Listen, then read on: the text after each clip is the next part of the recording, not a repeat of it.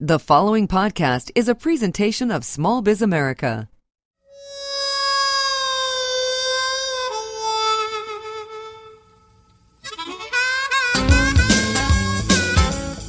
This is Beyond Networking. And now, here's your host, Ron Sukenick. Well, hello and welcome to Beyond Networking, Being with Ron Sukenick. And I am Ron Sukenick, and I'm glad you're back and hope everybody's had a great week. And of course, we do this on a weekly basis. And so what do we do every week? We're here talking with some innovative people that we get to meet, that share ideas on how we can take relationships and get way beyond networking. So if you're new to this podcast and you want to learn how to pass business cards and make follow-up phone calls and shake hands, this is not the podcast. But if you want to take you as the individual and the work that you do in business or in relationships, professional development, and take those to new levels, you are at the right place at the right time. And as I say, we invite innovative thinkers and creators to share real strategies and real techniques on how you can be and take your thinking to another level. Our guest today is Dr. Tony Alessandra, who is a streetwise, college-smart perspective on business. Academically, Dr. Alessandra earned his PhD in marketing going back to 1976 from Georgia State University. As a business owner, he is the president of multiple companies such as AssessmentBusinessCenter.com, BrainX.com, and a founding partner of the Platinum Rule Group. As an author, Dr. Alessandra has written 17 books translated into 49 languages and has recorded and filmed over 50 audio and video programs since 1979. And if we move on to Dr. Alessandra as a speaker, inducted into the Speakers Hall of Fame in '85 and has delivered over 2,000 keynote speeches. Dr. Alessandra, welcome to the program. My pleasure. Thanks for having me, Ron.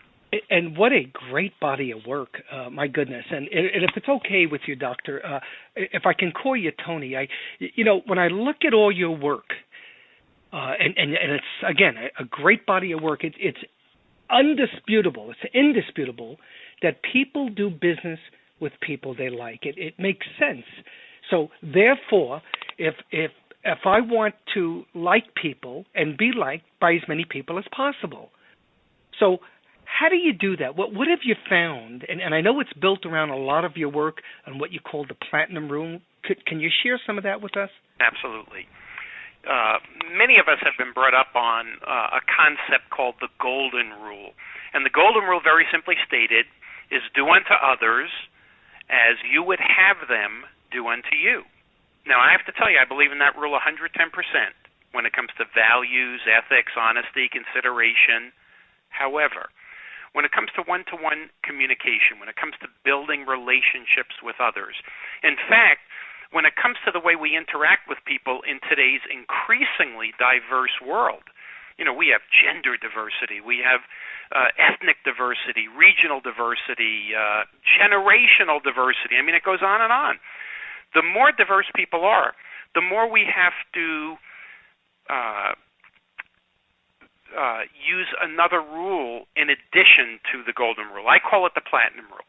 The Platinum Rule, very simply stated, is do unto others as they would have you do unto them. In other words, treat people the way they want to be treated. So that's what this is all about. Now, the Golden Rule hasn't lost any of its glitter, though, right? Not at all. No, I firmly believe in it. I believe in the rule. To me, the Golden Rule is also, what goes around comes around.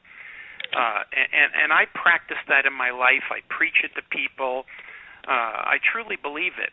I'm just saying that in addition to the Golden Rule, we need to practice the Platinum Rule and be sensitive to the differences in people. Okay, and I love that. So in essence, it's like making the other person be the most important person. So I want to do on to you, Tony. I meet you for the first time. I want to practice. How do I do that? How do you practice the Platinum Rule? Well, the whole practice of the Platinum Rule is called adaptability. Adaptability is your ability to change your approach or your strategy depending on the situation or the person you're with. Question is, how do you change your approach? Do you do it the right way? Well, let me make it real simple. My model that I have in all of my work, the Platinum Rule, and you can see much of my work either at platinumrule.com or alessandra.com. But I take this model of human behavior and I truly simplify it. Basically we want to make two decisions about people so that we can adapt. First decision, is the person more open or guarded? And there are certain things that you look for or listen for that will tell you whether the person's coming across more open or guarded. Once we know that, we can decide whether we focus primarily and initially on the relationship or the task. The second decision. I'm sorry, go ahead. Yeah, let me just do the second decision because there's only two. So first decision, person more open or guarded. Second decision, more direct or indirect. And again, these are observable behaviors. And once we decide whether the person is more direct or indirect, then we will modify our pace. We'll either go slower or faster in everything we do. Okay, I love that. So when I'm thinking, so am I paying a close attention to body language, or is it just in the verbiage that goes back and forth? What am I looking for? You're looking for three things, and they all begin with V: verbal, vocal, visual. Verbal, the words that people use. I see, I hear, I feel. What are the exact words that people use? Because that'll give you a hint about what their style is. The second thing is vocal, which is the way the words are spoken. The inflection, the intonation, the volume, the speed, the pitch, the resonance. And then the third thing we want to pay attention to, if in fact we're face-to-face with somebody, is the visual, the body language, the facial expressions, the hand and body movement. When we're on the phone, just like we are right now, you're primarily focusing just on verbal and vocal. When you're face-to-face, it's verbal, vocal, visual. So those are the three things we want to focus on when we're dealing with people. Let me stay with adaptability for just a moment. So being willing and able to adapt one's behavior increases my ability to communicate and build relationships. I got it. I love it. But what's real today, Tony, in business? Are people willing and able to adapt? Or are they looking in that? Is it a new intelligence? Because it seems like sometimes people are just thinking that that's the way they are. Well, does that make sense? It does make sense. You've heard the term emotional intelligence. Correct. A gentleman named Gardner came up with his theory of multiple intelligences. That not only can we have the classic IQ, but we can have other types of intelligence, like physical intelligence and emotional intelligence and street smarts. That kind of smarts. So what we're talking about here is emotional intelligence, the ability to size up an individual and react appropriately and accordingly. That's what adaptability is. And so willing and able. Willingness is your let's say your ability is your aptitude, and your willingness is your attitude. So we can have somebody who knows that they're supposed to behave differently with different people, but their attitude is, hey, take me or leave me. This is the way I am. You either love me or you don't, and I'm not going to stretch at all. And then you have some people who are willing. I really want to please people. I truly do. I want people to like me, but they don't know what to do. So you need both. You need both the willingness, in other words, the attitude to change, and then you need the ability or the aptitude, the particular skills to change the right way. So a lot of your work, Tony, sounds it's kind of built around the art and science. So many years worth of research, many years worth of discussion with people to figure, because I've got to learn who I am. I've got to understand that there are behavioral styles. What are my styles? How do I deal with them? And how many are there, Tony? When we talk about behavior styles, we've identified 4, and I've been working on this. I've been doing research all the way back to my doctoral work at Georgia State University. So I've been working on this 33 years, and we've identified 4 basic patterns of behavior based on your level of openness and your level of directness. So we have the director. The director is somebody who is direct and at the same time guarded. Then we have the thinker, who is guarded but indirect. Then we have the relator, who's indirect but open. And then we have the socializer, who is open but also direct. So we have 2 styles that are direct, which are the socializers and directors. We have 2 styles who are indirect or slower paced, are relators and thinkers. We have 2 styles that are open, which is more relationship-oriented. Those are our relators and socializers. And we have 2 styles that are more guarded or task-oriented, no nonsense, bottom line it. And those are the thinkers and directors. So 4 styles: directors, thinkers, relators, socializers. Wow. So if I can just learn from either you got to read books, you got to listen to tapes, you got to watch video. So the fact is, how easy is it? I mean, you've already figured out in 33 years that there are 4 styles. So if I can learn about that somewhere, and certainly maybe even read some of your work and go to your website, I can get better at communicating and building relationships. Absolutely. Let me jump into something that I found interesting. I was looking back at some of your old newsletters, and you have Dr. T's tips and Tonyisms, and I love that old story of you talk about a young lady who was taken to dinner one evening by William Gladstone, and the following evening by Benjamin Disraeli. Right. Both eminent British statesmen in the late 19th century. And when she left the dining room after sitting next to Mr. Gladstone, she thought he was the cleverest man in England. But after sitting next to Mr. Disraeli, she thought she was the cleverest woman in England. Interesting, isn't it? Well, I love that. I give us some helpful hints on that, Tony. I love having people feel a joyful experience of themselves. I mean, I want people to feel that way. Do you have any hints or any tips you can throw out? Sure. The key difference between those 2 experiences was Gladstone talked all about himself, whereas Disraeli asked questions and allowed the other person to talk about herself. So the whole concept of listening comes into play here.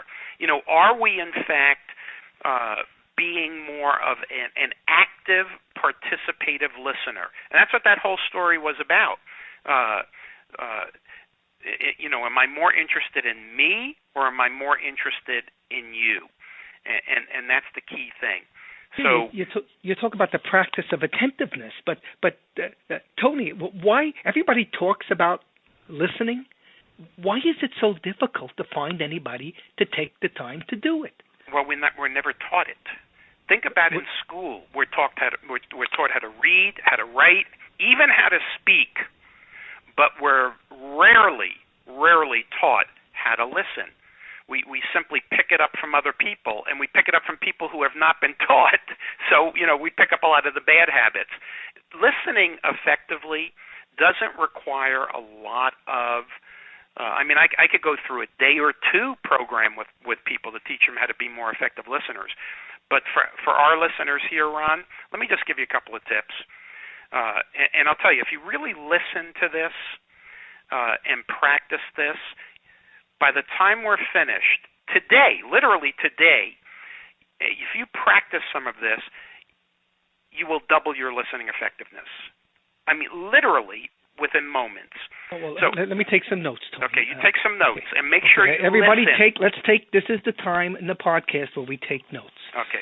Number 1, you really need to concentrate. You cannot listen if you don't hear what's being said. And all too frequently, one of the reasons that so many people are poor listeners is they don't pay attention. They do not focus. They do not stop what they're doing and give the speaker whether it's a spouse, a child, a friend, a teacher. That's so real. We do not give them our full attention. So I strongly suggest that we block out, we eliminate, we block out distractions, and we really look at the other person. Stop doing what we're doing. Stop reading. Stop typing. Stop looking at our computer screen. And you don't even. What you're saying, Tony, is I shouldn't even think about what I'm doing after I leave speaking to this person. No, I'm not saying that right now. I'm just saying that while we're talking to somebody and listening to somebody, that we pay full attention. For instance, as I'm talking to you right now, I'm at my desk, and my desk has a lot of stuff on it, including my computer, email, emails coming in. In order to really focus on you and this program, I actually turn my back to my desk so that I cannot see anything there and nothing is distracting me. That way I'm paying full attention to what we're doing. And I think we need to do that, whether it's at work or at home. When somebody talks to us, we need to concentrate. The second thing we need to do is to make sure that we show the other person that we're listening. And the way we do that is through eye contact, head nods, appropriate body language, vocal prompts like, really, go on. We also need to make sure that it's a conversation, all right, a two-way conversation, a dialogue, not just a monologue. And a monologue would be that, we just look at the other person and let them do all the talking and we don't do anything else. What we need to do is make it a dialogue. So we comment, we ask questions, we try not to interrupt, but we make everything focus around what they are talking to us about. And if it's a really important conversation that has possibly directions or problems or whatever, we might even want to take notes. So those are just a few little tips that we can do to be a much better listener. Oh, I love that. Again, as I look over the website, Tony, I see so many great things that, how to make friends in 5 seconds, how to make powerful first impressions, and but it's all built around this concept of understanding self. And what about this concept of becoming more purpose-driven, Tony? Is that an important part of the process for me to get better at building relationships with people? Well, again, I think that being purpose-driven is more internal rather than external, dealing with other people. Having a purpose in life, a goal, a direction, a vision. It certainly will help you in terms of your conversations with people, possibly influencing people, possibly getting people to follow you. If you have a very strong, passionate vision about something. But I would say that particular concept in my timely tips is more an internal concept as opposed to a networking or relationship or communication concept. Okay, and I got it. So that's what that is. Help me out with this, Tony. You wrote an article and you do work around what you call silent messages. Right. What are they? Silent messages revolve around one of the things you mentioned earlier, and that is, body language or the signals that we send people. And, I really believe that there are several things that we do to project our silent message. In other words, our attitude, whether we're positive or negative thinkers, the way we dress, the image that we project. There's several things that impact our silent message. I talk about 5 different areas of silent message. One of them is first impressions, but there's our spiritual self, our ability to come across as with a willingness to want to help other people, and our attitude toward others. Again, whether we're people-oriented or not, positive thinkers, negative thinkers, our self-esteem and how that impacts other people. So there's many, many things that the messages that we send to people that are kind of silent. So, and the work is, so if I want to get better at understanding silent messages. And I'm sensing, Tony, that you've got programs that I can either listen to or absolutely. view. Absolutely. And where is that all found? Is that on, because I know you have multiple websites. I do, but if you go to my main website, the one built around me, which is Alessandra.com, that's ALESSANDRA, so www.alessandra.com, and you'll see that there are many things, and I know that you've been there, Ron, because you're drawing stuff from that site. But for instance, there's on there will be some of my timely tips back issues that you've been talking about. There'll be a whole section on my products. And the products, for instance, if you, instead of just reading something, if you actually want to, maybe on silent messages, I have a whole ebook on silent messages, whereas the timely tip will be a very short excerpt from it.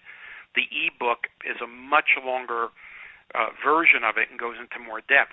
But I have a lot of MP3 products, so if you want to hear me talk about silent messages, you can download my program on silent messages, or resolving conflict, or my biggest, by far my biggest bestseller, which is my new relationship strategies program, which talks about the 4 styles that we were just chatting about. So.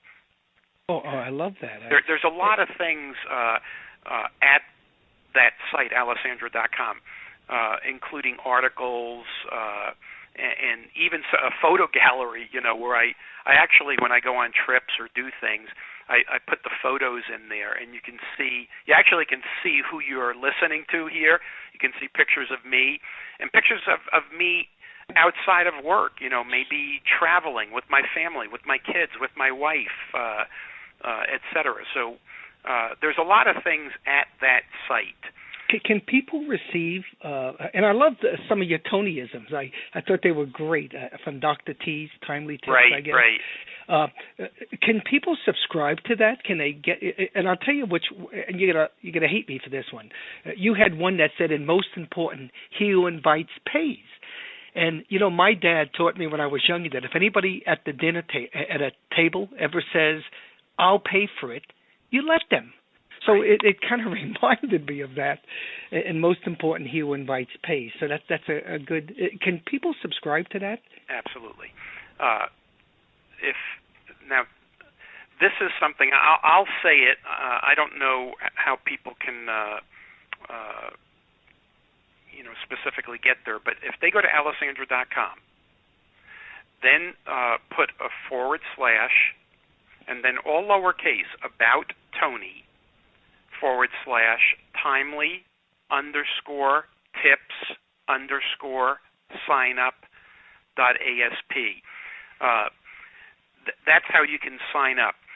There's two things here, Ron, that I think are very interesting. I have 2 different e-zines that you can sign up for. One is my weekly timely tips, and again, it's Alessandra.com /about Tony / timely _tips _signup.asp. But at my site, you'll see that there's this orange box, and it says 1-to-1 from A to Z, and that is a very unique e-zine. We call it our 100% customized e-zine, because when you click on that link and you sign up, you should try it out, Ron. You'll see what I mean by it. I see it. I got it right in front of me. Even though I want to concentrate on you, Tony. I don't want to listen. You do this when we hang up, when we're done. But when you click on that, it will pull up a questionnaire, and you simply sign up. Fill in the information, and then you check off all the things that you're interested in. And then our automated system will send you articles and tips and maybe even products based specifically on your interests. See, the timely tips, the same tips go out to everybody, whereas the 1-to-1 from A to Z, the customized e-zine, we only send you what you're interested in, and it's sent randomly, not every week like the timely tips, but it could be, you may get 2 or 3 messages from me in a week, and then nothing for 2 more weeks. So it just depends. And Tony, what lots of conversation. Certainly, we've touched on a lot of things today. And again, if you're listening for the first time, this is kind of like what these calls are about. And, today we've been speaking with speaker, author, and business owner Dr. Tony Alessandra. And for those that want to learn more about Tony, visit his website, which is alessandra.com. That's ALESSANDRA. And I'll tell you, Tony, I love the Platinum Rule. The fact is, my God, I can get better at being with people. I can get better if I can become more adaptable. And what a word. I can become more useful and more resourceful. And certainly there's so many things that I'm sure people can learn from the site. In closing, Tony, we always like to leave people thinking about something. I call them thinking points for connecting forward. And Tony, what thinking point can you leave for the audience today? So many. I would say let's go with this. What goes around comes around. And always remember that your actions and behaviors will come back to you, maybe not from the same people, but from other people. You know that movie Pay It Forward? Yes. I forget. Was it with Bruce Willis or somebody? Or this no, little that was kid. a guy that I forget. No, it wasn't Bruce Willis. It wasn't Bruce Willis, but it had this little kid in there, and the whole concept was that when you do good things for people, those same people may not be the ones who pay you back, but somewhere, sometime, somehow, karma, whatever it is, will pay you back. And so I'm a very, very firm believer in what goes around comes around. And so many people have said it for so many years, Tony, and it's just great to hear it again. And certainly with a body of work that goes over 3 decades, what a pleasure to be with you. And thanks, everybody, for taking the time to listen. And go visit Dr. Tony Alessandra's website. You're going to love it. Thanks so much, Tony. Have a great time out there in warm La Jolla, California. Thank you, Ron. I appreciate it. Thanks for listening to Beyond Networking. For more information or to subscribe to this podcast, visit smallbizamerica.com. Small Biz America.